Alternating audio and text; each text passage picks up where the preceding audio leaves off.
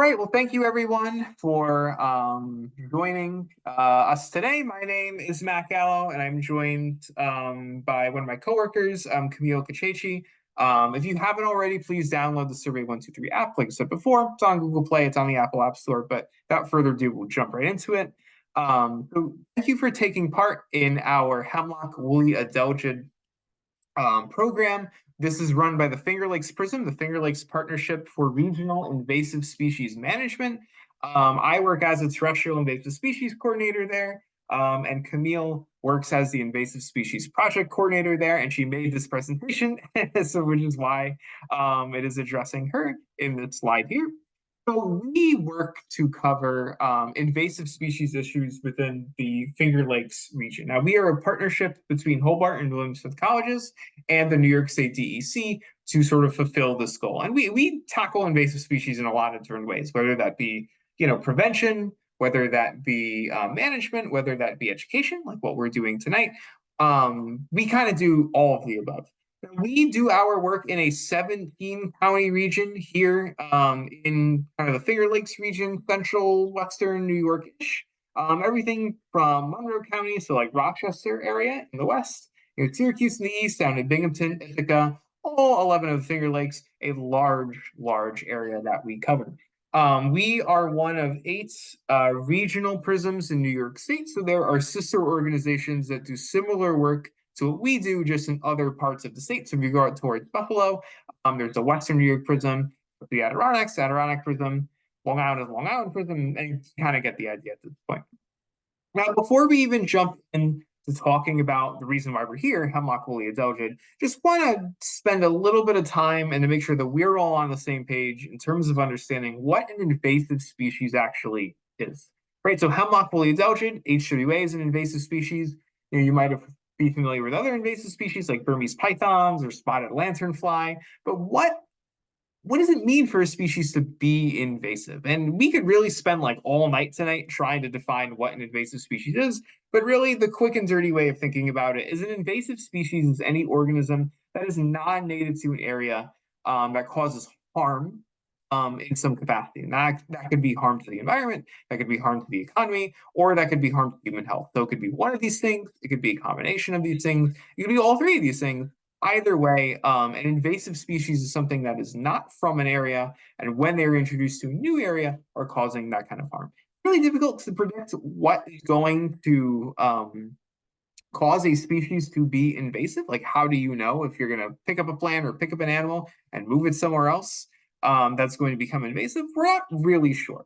But really, a good rule of thumb for determining that is seeing if a particular species kind of meets characteristics that are common across invasive species, sort of in general. And Hemlock Woolly Adelgid certainly has a lot of these characteristics. So for one, invasive species tend to have really high reproductive rates. They reproduce just really quickly. They tend to be very aggressive, so their populations just naturally expand at a very fast rate. In their new environments, they often have no natural predators, or they might not have any diseases that are feeding on them. So basically, there's nothing killing these guys, and they're reproducing super quickly. And you can imagine what's going to happen to a species population if both of those things are in effect. They often tend to invade areas that have a similar sort of climate or latitude to where they're originally from. Um, Finally, what I think is maybe the most important part here is that invasive species are really good at taking advantage of human disturbance. What I mean by that is as we humans continue to sort of change the landscape of our planet, as we build roads and towns and highways and cities and all those sorts of things, invasive species tend to do really well in those environments. Now, when we're thinking about like, what is an invasive species kind of specifically, we can kind of think of it in terms of this Venn diagram here. So just because a species is non-native, let's say, doesn't necessarily mean it's going to be invasive, right? Like ginkgos are a very common street tree, and they're originally from China, but they're not invasive. They don't really have high reproductive rates. They're not really aggressive. And while they can take advantage of human disturbance and they don't really have a lot of natural predators, they're not invasive. Lettuce or domestic chickens, both of these species are originally from Europe and Asia. And even though they've been brought over here into the United States, they are not invasive at all. You might have some lettuce growing in your backyard. You might have some chickens in your backyard. They're not a problem. They're not going out there. You're not going into the woods and finding chickens just all over the place. And just because a species is potentially harmful doesn't make it invasive either. Things like poison ivy, stinging nettle, and deer, these are all native species to our environment. They all belong here. They evolved here. But you might not want to rub into poison ivy if you're hiking on a trail. You might be mad at the deer that are eating all the plants in your garden. But just because they're having a harmful impact doesn't mean that they are an invasive species, sort of quote unquote. From species that meet both of these definitions, and that's what we really are considering invasive here, are things like Burmese pythons down in Florida, or kudzu, an invasive plant commonly found down south, or more in our neck of the woods, something like giant hogweed, which causes a lot of health impact. But when we're thinking of something that's invasive, it's not only just non-native, and it's not only just harmful, it's both of these things. Now, when we're thinking about sort of like how this happens, invasive species can be introduced through a wide variety of different ways. And it's either going to be intentionally or unintentionally. Either way, many pathways for an invasive species to be moved. But the common thread through all of them is that humans are ultimately at fault for some way. This could be through things like pets, the horticulture trade, international trade, hitchhikers, all of these kinds of things could potentially introduce an invasive species. So great example over here. This was a goldfish found in a lake in South Carolina. And goldfish are not native to North America. And when you release them to the wild, they will survive and they will become invasive. And they're actually starting to become a lot more invasive in the Great Lakes. To make matters worse, if all of this wasn't bad enough, climate change is really giving an invasive species an upper hand. In that, as we are experiencing a warming world, it is allowing invasive species to spread into new areas beyond their normal habitable range. We're seeing this especially in New York, as there are many invasive species that are down south, like let's say in the Carolinas or Georgia or Florida, that previously weren't able to live in a state like New York, but are now making their way northwards and in the coming decades are going to be able to survive here as a result of a warming climate. It's also even just changing our definition of what an invasive species is as well. We call this a neonative. So this is a species that is spreading beyond their traditional native ranges and is becoming invasive in their new habitat.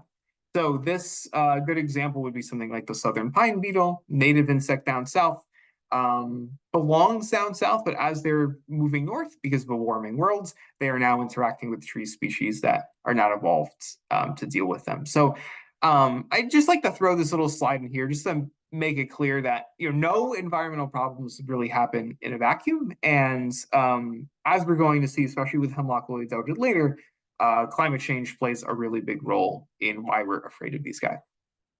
Now, when we're thinking about what the cost of invasive species are, really widespread. And make sure you write all of this down. It's all going to be on the test later. When we're thinking about the costs environmentally, biodiversity loss, natural processes, economic costs, we're thinking about impacts to agriculture or infrastructure or trade. And even for human health, we're seeing things like decreases in soil and water quality, and in some cases, even increases in injury and disease.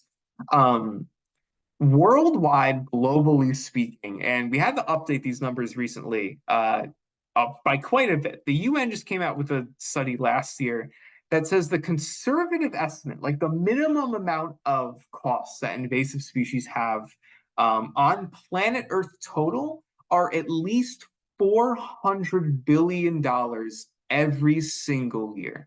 So when we're thinking about the impact that invasive species are having, it is truly astronomical. And this number has actually quadrupled every decade since the 70s. So it's been increasing quite a bit since then. So you can imagine, if this quadruples from the 2020s into the 2030s, now we're looking at a $1.6 trillion that the world is going to be spending on invasive species. So this is truly a global, massive problem that has a wide variety of really different, significant consequences.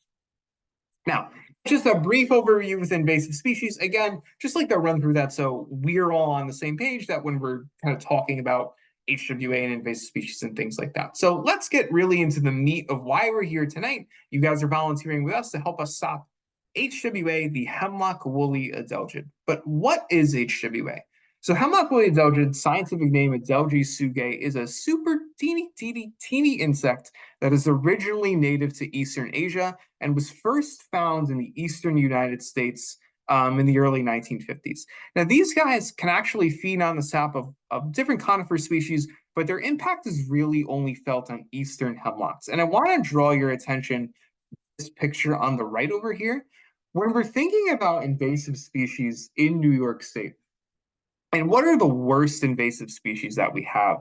Hemlock woolly adelgid is way towards the top of that list, like a top 10, top 5 invasive species that we have. And we have hundreds of different invasive species because of the damage that they're capable of causing. This was a picture taken down in the Appalachians.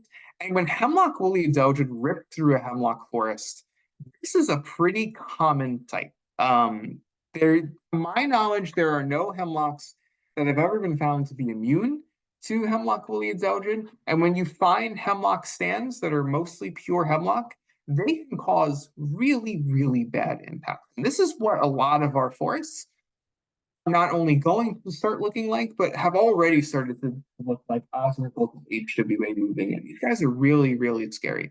Now, typically, when we're thinking about HWA and kind of insects in general, we think about them as being really small. HWA is very small. So we can see this penny here. All of these little dots on this kind of sheet that this penny is on, these dots are the individual adult hemlock woolly adelgid. So when we're looking for HWA, we're not actually looking for these guys. What we're looking for are their ovisacs. These little white puffballs, and if you're familiar with HWA, or you have hemlocks near you, you're probably familiar with this kind of site at this point. We're not looking for the adults, but we're looking for the egg sacs that they create. We can see in this picture on the right here, this kind of white puffball was created by a single female adelgid. And basically what they do is they'll lay their eggs in this kind of white pea substance. And this structure will protect the eggs from different temperature changes. It'll protect them from predators. And you can actually see the individual eggs in here, these little brown kind of oval objects kind of floating around in here. And those are visible to the naked eye. So when we're looking for HWA, or if you're familiar with HWA, maybe you've seen it before, it's these white puffballs, these egg sacs is what we're looking for. Now, the problem with HWA is that they are able to reproduce through a process called parthenogenesis, which means that a female can lay an egg that is unfertilized, so she doesn't need a male to mate with, and that egg will hatch into another adelgid that is an exact clone of the mother. And the problem with this is that because these guys are so small and they can be distributed really easily, like a bird landing on a hemlock tree or a strong gust of winds moving them, because they're so tiny, they don't really have control over where they're going. All you need is just one single adelgid to be picked up from one hemlock tree, and it could be flown dozens of miles away. But if she lands in the right spot on a hemlock tree, she can take down an entire hemlock forest all by herself because she doesn't need anyone to mate with. And so when we're thinking about the scale of the problem with HWA, this isn't a species that is in the millions or in the billions here, it's in the trillions. We have armies of parthenogenic HWA females that are spreading throughout Eastern North America. And because females don't need any males, there actually are no male adelgids here in North America. We only have females. Now, problem with this, like what's the big deal? Okay, like we're losing hemlocks, but we already lost our ash trees and we've already lost our elm trees. Why does this tree matter so much?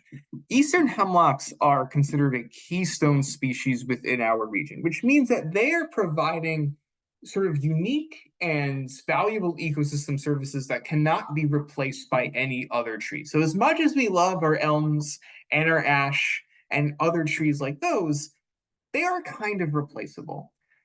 Eastern hemlocks are not replaceable. See, the thing is, many species rely exclusively or largely on the conditions that eastern hemlocks create. These eastern hemlocks actually block out the most sunlight and cast the most shade out of any other tree species in New York State. And so lots of species that are aquatic that you might not at first think would rely on hemlock trees are affected by this because they're actually casting so much shade that they're cooling streams that might be running through a hemlock forest. And all that shade also means that there's not a lot of evaporation underneath hemlock stands. And so you have a lot more water and moisture in the understory. So these kind of wet conditions create lots of streams that support lots of habitat for our state fish, the brook trout, for a really important endangered salamander species, the largest salamander in North America, the eastern hellbender. And both of these guys are in trouble right now. And if we lose hemlock, we're going to be losing a lot of and a lot of hellbenders. Not only that, but there's even fungal species that rely on hemlock trees. If you've ever been walking around in the woods and you've seen this bright, beautiful, colorful mushroom, it's a pretty rare sight, but this is a Ganoderma mushroom, otherwise known as reishi. In China, these guys are known as the mushrooms of immortality. Here in North America, these mushrooms grow exclusively on dead hemlock wood and pretty much pure hemlock stands. They rely entirely on hemlock trees. And there's tons of research out there that is showing that these mushrooms actually contain chemical compounds that have immense human health benefits. They help support your immune system. They increase lung and heart capacity. They can decrease cancer risk. So there's potential game-changing drugs right in our backyard, just waiting to be discovered. And if we lose hemlocks, not only are we losing some of the animals that rely on them, but we're potentially losing medical benefits that we could be gaining as well. Now, Hemlock woolly adelgid, it's important for us to get a sense here of where it is spreading in New York State. So here's the range of eastern hemlock within North America. So it's represented by all of the green here. And we could see in 1951, when hemlock woolly adelgid was first accidentally introduced to the United States, it was found in Virginia at the foot of the Appalachians. It kind of just marched its way up north over time. But around the 90s, it kind of hit this line right around the New York Pennsylvania border where it just couldn't really go north anymore. Something really seemed to be stopping it. And for a while, we were, kind of worried for the hemlocks that were in the southern part of eastern hemlocks range, but we were confident that at least hemlock woolly adelgid wasn't going to be able to make it into the northern parts of eastern hemlock range. Those areas would be safe because it was just simply too cold for HWA to survive. Now, if we look at the spread of HWA now, you can see that this map is very different, right? It is kind of blown past that line. I mean, this map is 6 years old at this point, and it is well within all of upstate New York, moving well into New England, even up here in Nova Scotia. It's moved into Michigan.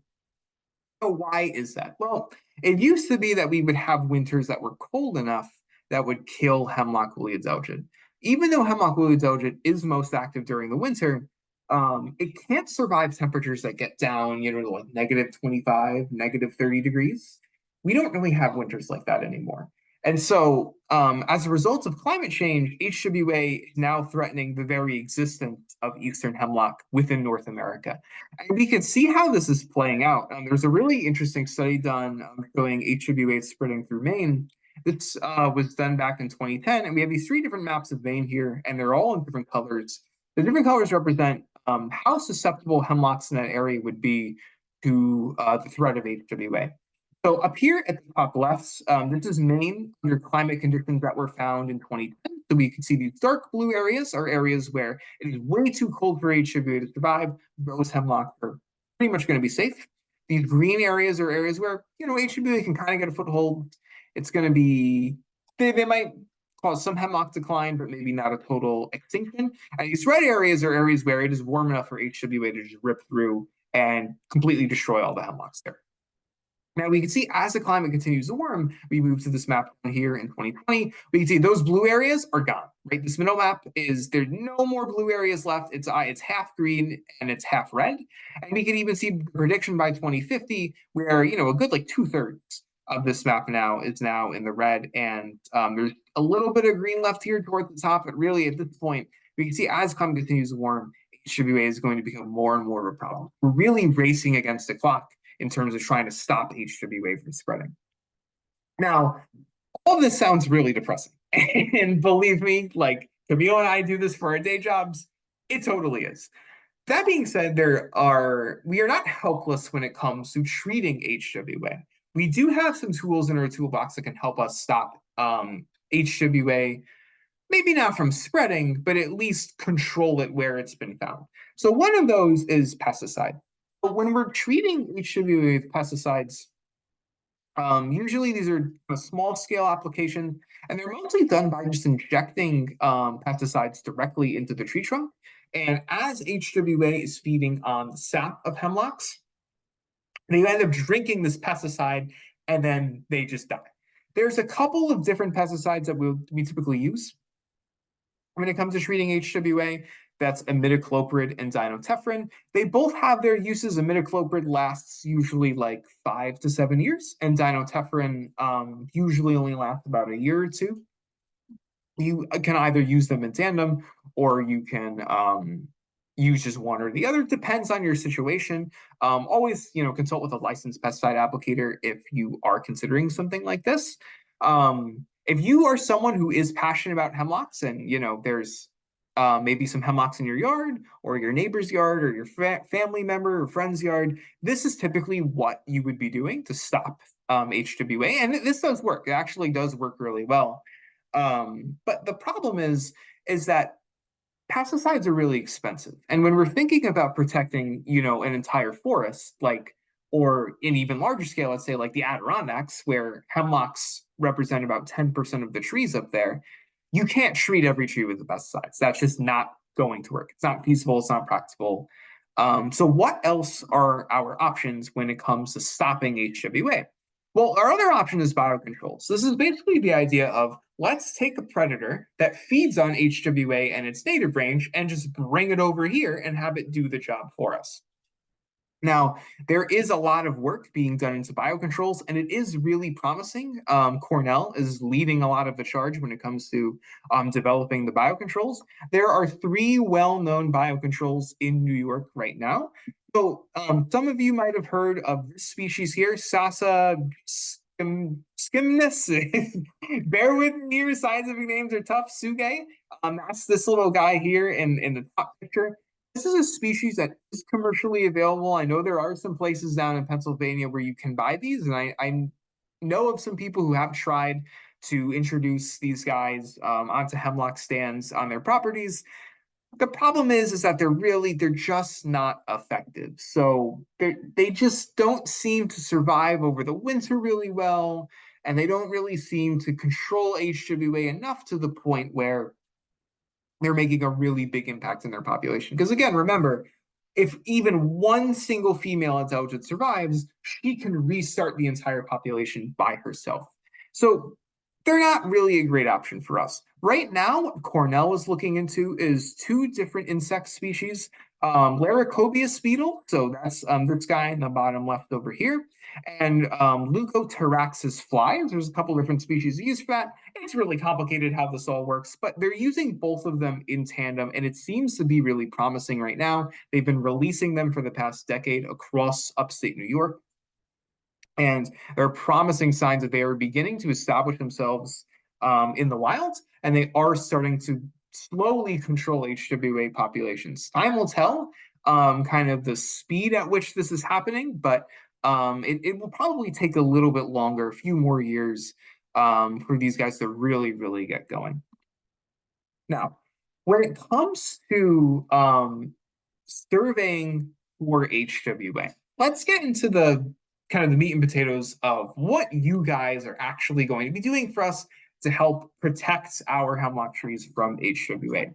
Now, in an ideal world, just preventing HWA from spreading would be our main goal. The problem is that's just not possible with HWA. These guys are super duper tiny, and they could spread on the winds. They can spread through birds, or maybe even like human transport.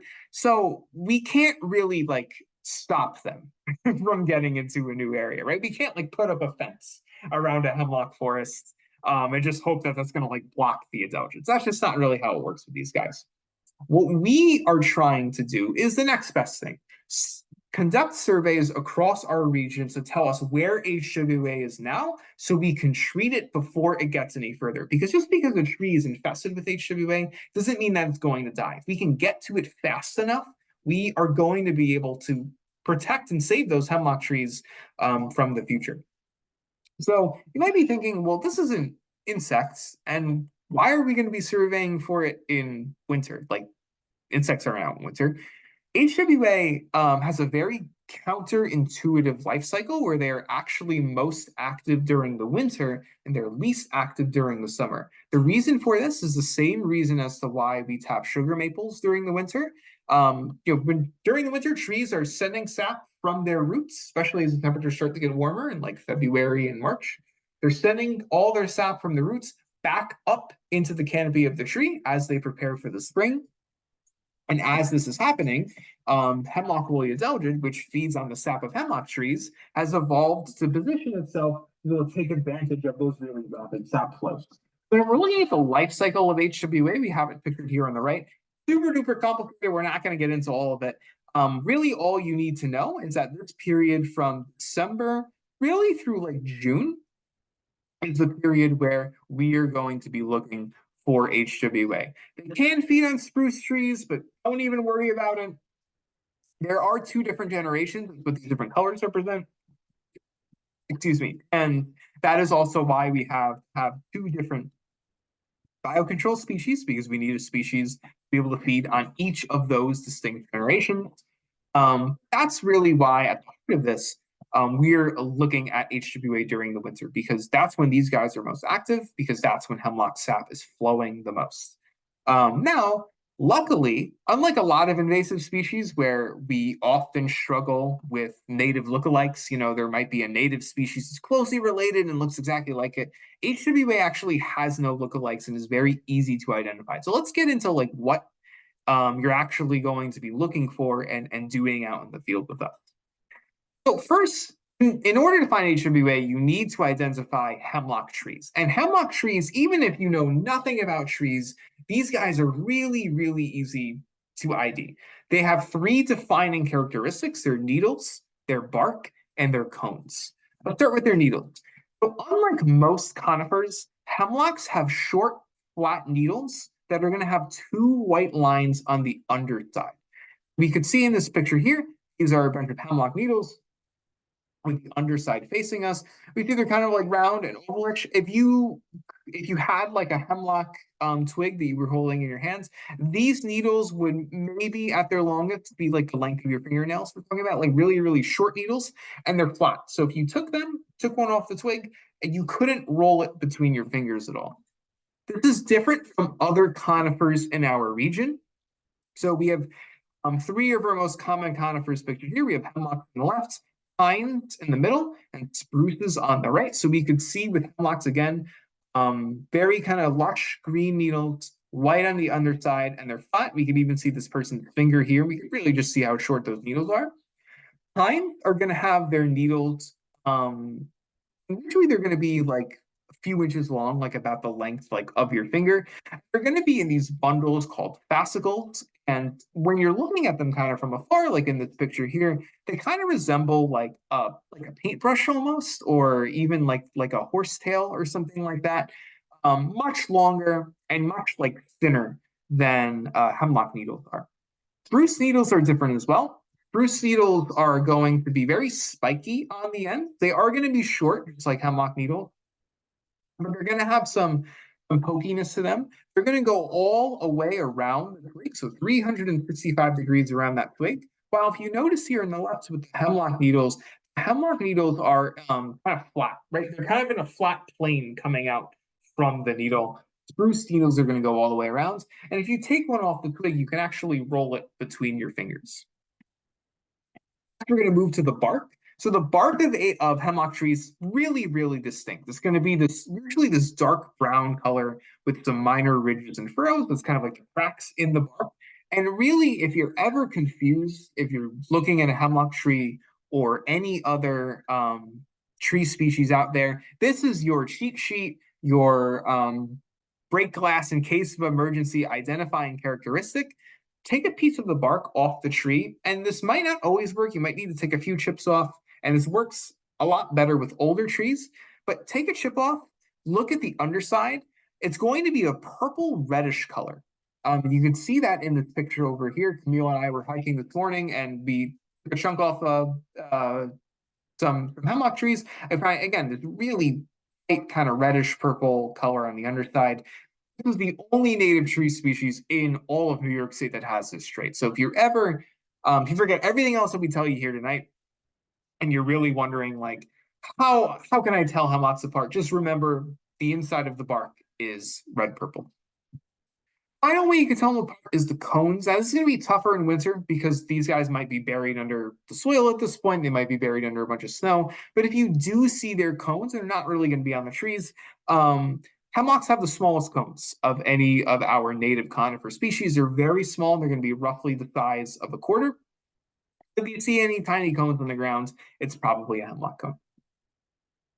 Now, when it comes to looking for HWA, right before we jump into survey 123 here, I just want to reiterate when we're looking for HWA, these guys have no native lookalikes, and their really their main identifying characteristic are these white puffballs on the underside of hemlock branches. So if you find a hemlock tree, if they're correctly identifying it, and you see these little puffballs on the underside, that's HWA. It could, once in a blue moon, it could be something else. It could be like sometimes like a spider's web or maybe something formed by some other insect, but really those things are kind of few and far between. If you find these white puffballs after identifying your hemlock tree, that is going to be HWA. With all of that being said, I just want to take a quick second right here after going through invasive species and how to identify hemlocks and HWA and all that stuff. Before we really get into surveying for HWA with Survey 123, does anyone have any questions about anything we discussed so far?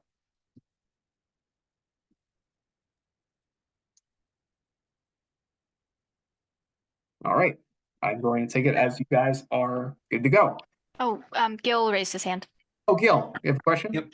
If you identify this in your area, how would it be treated to try to arrest its progress?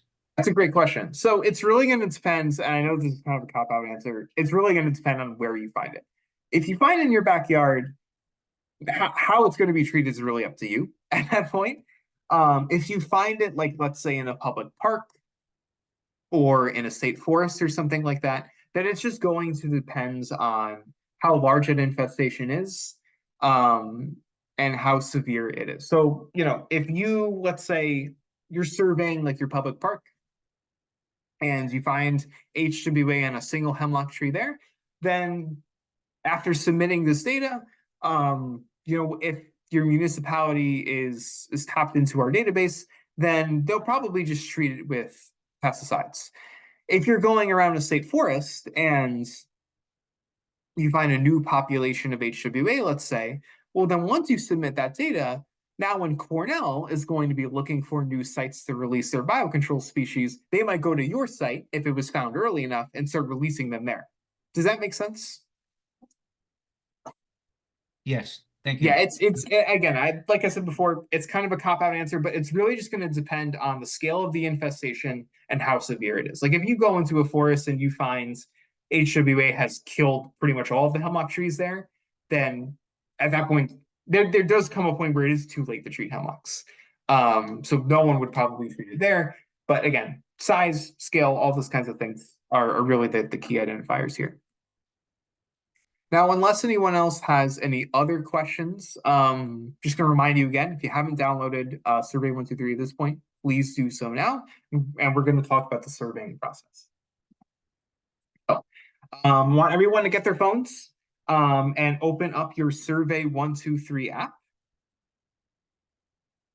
And I'll go along with you guys here. Should be green and should have that, it's kind of like a book with the little check mark on it. And when you open up Survey 123, you're going to be greeted by the screen that has a city, and it's going to say sign in with ArcGIS Online, manage ArcGIS connection. I want you to ignore both of those suggestions. The very bottom, there will be an option that says continue without signing in. Hit that. I'll give you guys a second just to go through that if you just want to follow along with me here.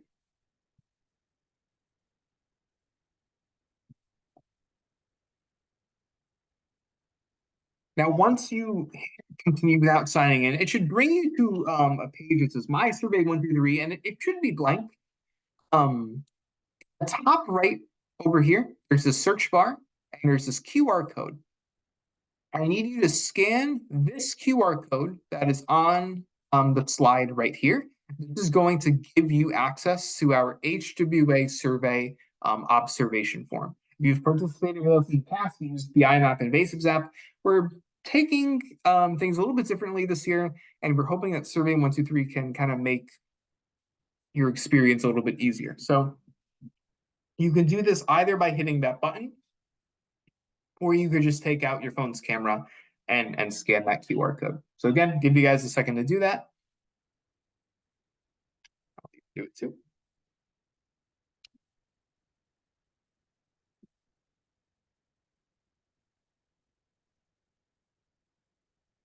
And once you do that, it should download the HWA survey observation form.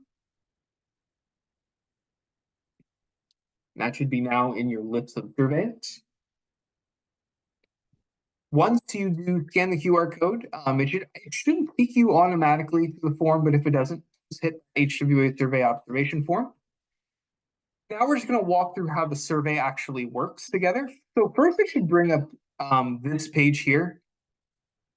So it's going to give you three options down here: collect, outbox, and sent. So to make an observation, you're going to hit the collect button. If you are recording an observation and you're in an area with no internet access, so you're way off in the woods somewhere and you're looking for HWA, the survey you can still use Survey 123. Just know that the survey will save to your outbox, which you just have to submit when you get home later on. And if you want to see any previous observations that you've sent in, you can always just look at the sent button at the very bottom. So if everyone just wants to hit collect, and it'll take us to the main screen here. Move this over just a little bit.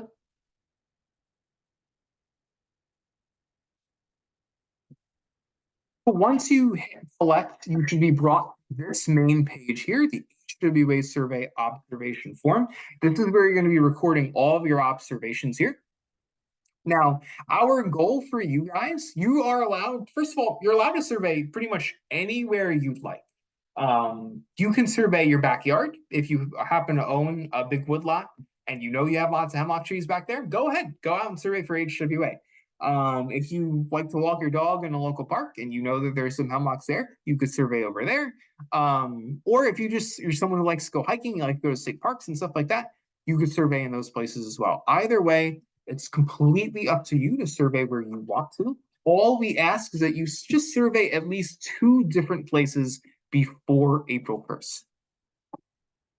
That's the minimum of what we're asking you guys. If you want to survey more than that, by all means, but we know you're all probably really busy. You have better things to do. So just at least twice in the next few months would be great. And when you are surveying, really important to highlight here, we don't want you to take an observation for every individual hemlock tree you find, because HWA can spread so easily throughout a hemlock canopy. If even one hemlock tree is infested with HWA, you might as well consider the whole forest to be infested with HWA. So we want you to take a point for roughly every 50 hemlocks you come across. So you're kind of just entering this information here into the data form kind of as an average of the trees that you're coming across. Now, let's go through this observation form here. So first, you're just going to enter your name at the very top. This is required just so we're keeping track of everyone's volunteer activity. If you've used IMAP invasives before, you can enter your user ID. But you don't have to, only if applicable. You can then enter in the date below that. It should automatically, like when you tap on that, bring up the current date and time. Below that is going to be the observation point. So this is automatically going to just sort of track you wherever you end up using survey 1, 2, 3. So you don't have to enter anything into the map here. Although if you do have problems with the observation point, it might like yell at you if your position accuracy is greater than 10 meters. So if you can just plus and minus 10.5 meters over here, excuse me, survey 1, 2, 3 really wants to make sure that you're taking points that are really accurate. So if you do get that warning, just press the location icon. It's going to be in the top left over here, just to make sure that the point you're taking is as accurate as it can be. And if it is yelling at you, don't worry about it. Just try to get it as accurate as you can be. And you can still submit the survey anyways. So otherwise, if your phone is not yelling at you and it is within 10 meters, you can just ignore the map, scroll past it, and go finally to the bottom here and look at the information that we are trying to observe. So we're looking for 3 different criteria here in the HWA survey. One is just the presence of HWA. Is HWA in that forest? Yes or no? So this is just going to be simple as detected, not detected. Now, if you go into the woods and you don't find any HWA on any of the hemlocks you found, please, please, please still take observations. It is just as important for us to know where HWA isn't as well as where it is. So even if you're in a pure hemlock stand, there's no HWA there, please make sure you are still, excuse me, please make sure you are still entering in these observations. Below that, you're going to have an observation photo. Just make sure that you're taking a clear focus photo of the HWA that you're finding. Don't take a photo from like far away of like the hemlock trees. Just show us the puffballs on the underside of those hemlock twigs. Or if you don't see any HWA, take a picture of the healthy twigs with no puffballs underneath. So make sure you're taking a photo with every observation. Below that, we want to understand what the average tree size is in the area and the stand health. So just how healthy is this forest? Now, remember, of course, bears in mind repeating, these observations are an aggregate. They are an average of what you're looking for. You are taking 1 point for roughly every 50 trees or so. Now, average tree size, how do we define that? This is really kind of general. We're not being super scientific about this. We're breaking it down into 4 different categories: large trees, medium-sized trees, small trees, and mixed trees. So large trees are just trees that if you gave them a big hug, they would be too big for you to touch your arms across.